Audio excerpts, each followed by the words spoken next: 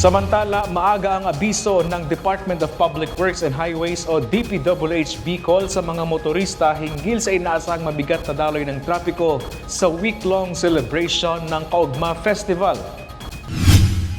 Ayon sa traffic advisory ng ahensya sa darating na May 26 hanggang 31, simula alas 3 ng hapon hanggang alas 12 ng hating gabi, inaasahan ang matinding trapiko sa bahagi ng junction patungo sa San Antonio Milaor, patungo sa Pili Diversion Road crossing sa kahabaan ng Maharlika Highway dahil na rin sa mga nakalatag na aktibidad kaugnay ng nasabing pagdiriwang. Ang mga apektadong motorista, partikular na ang mga light vehicles mula sa Naga City patungo sa Legazpi City, ay maaaring dumaan sa Milaor, Minalabak, Pili Road, sa San Antonio, Maydaso, Taririk o Provincial Road. Para naman sa mga light vehicles na mula sa Legazpi City patungo sa Metro Manila, maaaring dumaan sa Milaor, Minalabak, Pili Road, Tuborong-Borongan, Milaor, Bypass Road o kaya sa Milaor, Minalabak, Pili Road, to Minalabak, Antipolo, Lupi, San Fernando. Samantala, tiniyak naman ng Provincial Government ng Camarines Sur na tututukan